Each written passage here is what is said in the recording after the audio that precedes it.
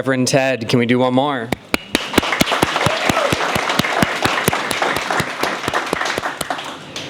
Next up, we have Kim Hunt-Uzelac, Executive Director of Family Promise, who's going to tell us about family homelessness, which is a much less visible dimension of the housing crisis.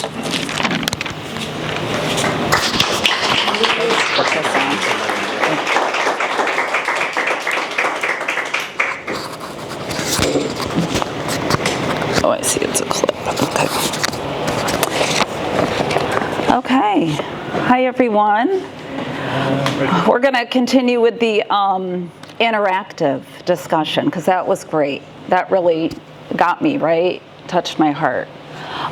So I'm Kim. I'm the Executive Director. Can everybody hear me okay? Okay. I love having Sharon right there.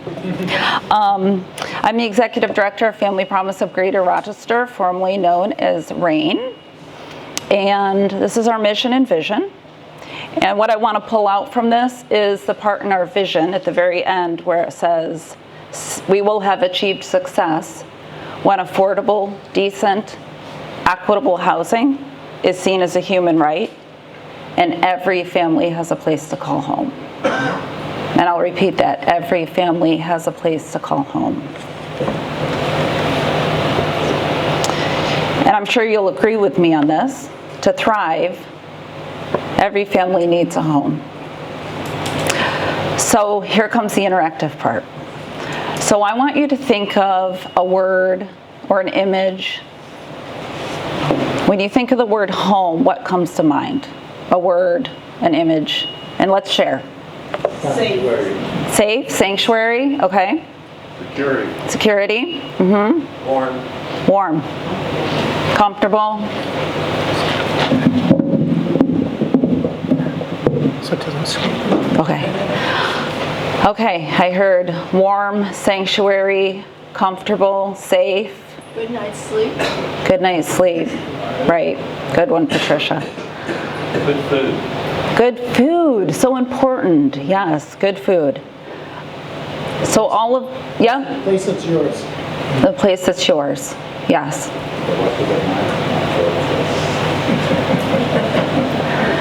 So when I ask this question in crowds like this, it's those words that I hear, right? Safe, sanctuary, warm, a place that's yours, good food. I know when I go home tonight, I'm going to open the door to a home, not just housing, a home that I've lived in for 25 years. My little dogs will come running up to me. My husband will probably be watching football, right? It's Monday night. Yeah. And it belongs to me. And it's safe. And it's where I go to reset, to recharge, right? Most of you will have the same tonight. Think about if you didn't have that tonight. If you didn't have a place to go home to that you felt safe and warm. And then think about if you've never had that, if your kids never had that. And I want you to keep that in mind as I continue talking, that image of home. Because 1 in every 30 American children goes to sleep without a home every year. So think of a kindergarten class in Rochester. It's about 30 kids, right? Probably should be less, but it's probably 30. One of those children every day will not have a home to return to.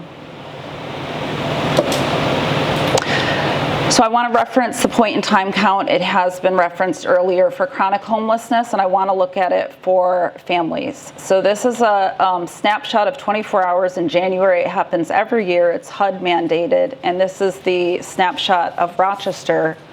So I've highlighted the households with children. And you can see in 2017, during that 24-hour period in emergency shelters, in emergency housing, they captured 87 households with children. So it bumped up a little in 2018, and it jumped to 109 in 2023. But look what it jumped to in 2024. Again, think of home. So these are 421 families in shelters with their children without a home. And I'll get to it a little later, but family homelessness is hidden. So these are the numbers that were counted, but there are so many that weren't counted on that single night in January, or 24 hours in January. This is just another stat that we capture at Family Promise. So we keep track of, we have a shelter program. We have 6 apartments out in the community. And when we're full, which is always, if we have an apartment open up, it's usually filled as soon as we can clean it. We have another family in. So we keep track of families that call when we're at capacity. So when we can't take that family in, and similar statistics, right? You see, so this is January through July, because that's where we were at when I put this together. So the first 7 months of every year, you can see in 2019, 165 calls. And you can see again the jump, 483 calls. And honestly, we just lose track. We're getting like 20 calls a day for shelter, which is a lot for us. We're a 6-person staffed shelter. So the stats nearly tripled. So a lot of need out there. So to go back to the invisible crisis of family homelessness, it's hidden. Unlike chronic homelessness, it's more visible. Family homelessness is the hidden homeless. We get a lot of calls from families doubled up. I think someone mentioned, one of the Janelles mentioned that we're at a saturation point for families doubled up, and we are. So a lot of families are coming into shelter from situations that they've been doubled up for years, and they've reached capacity. Like there are 3 families living in a 1-bedroom apartment. So they've reached their capacity and they're finally entering the shelter system. There's just not enough housing, affordable housing. Families are sleeping in cars. 5 years ago, we might get 1 call a month from families living in cars. Now it's a daily occurrence. So families are keeping cars. They're paying for their cars before they pay for rent because they need the cars to go to work. 70% of the families that we walk alongside every day at Family Promise are employed. So they keep their cars because they know they can sleep in their cars.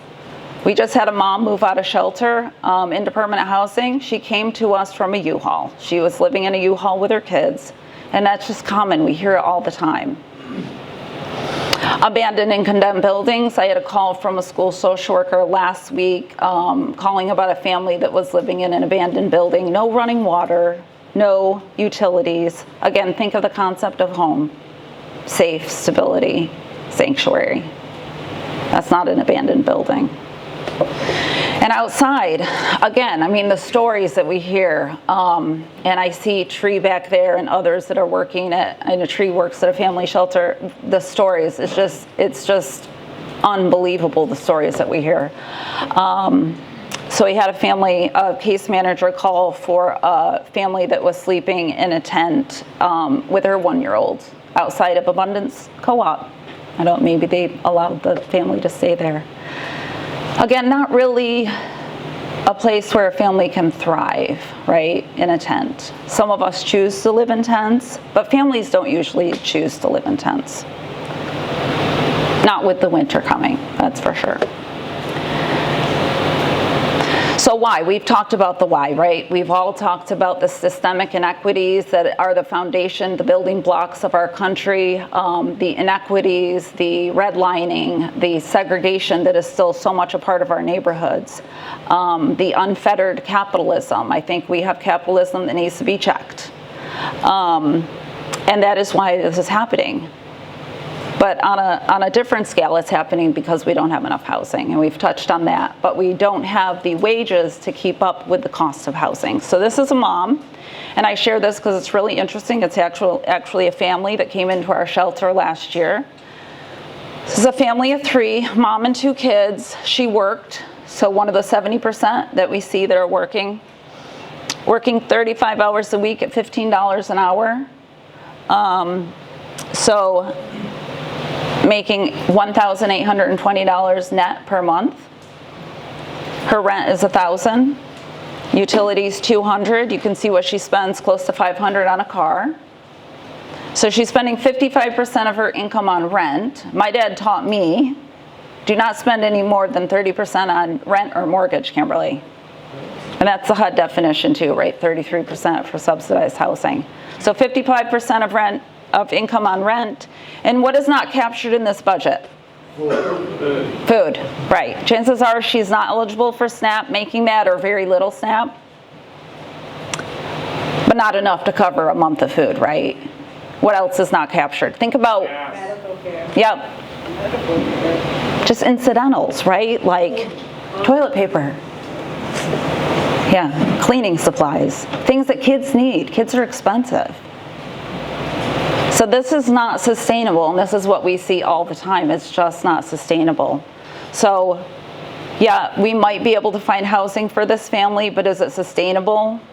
Not without like a case manager walking alongside them every step of the way to make sure that there's someone there to advocate if needed or pay rental arrears if they fall into an emergency. So as the gap between housing costs and income continues to widen, more and more families are at risk of homelessness. So in 2019 at Family Promise, we started a prevention and diversion program because we wanted to go upstream. We didn't want folks to come into our shelter. We wanted to prevent the eviction from happening in the first place. So we started this prevention and diversion program to have funding available to pay rental arrears so that families weren't falling into homelessness. We could prevent the eviction. The cap is $1,200, and a lot of times families need that or less. So think about the fact that families are falling into homelessness because they owe $1,000 or $500. In August, so we opened up an online portal. We got so many calls for this program over the past 2 years that we moved it to an online portal. So there's a link that opens up. Many of you probably know this. There's a link on our homepage that opens up on the 1st of every month, and it's open for 3 days. In August, over the course of 3 days, we received 700 requests from families for assistance. 700 requests. We didn't open the portal in September, actually, because we were still working through the 700 requests. We just rolled it over. So families with vulnerabilities or a little safety net can trigger the loss of housing, and that's what we see every day. So Andy's going to talk about solutions, and Ted encouraged you all to see folks as humans, right? And I think that's the message I would stress too, is that we have to see our shared humanity. So we're sitting here tonight, but really, like Ted said, take some time to think about that concept of home and visualize your family and visualize what every family should have. And bring that into your heart and soul, because until we have that concept of proximity and shared humanity, we can go home tonight and forget about it, but we have to think about it every day. So let's envision a community where every family has a home and a chance to build a better future. Thank you.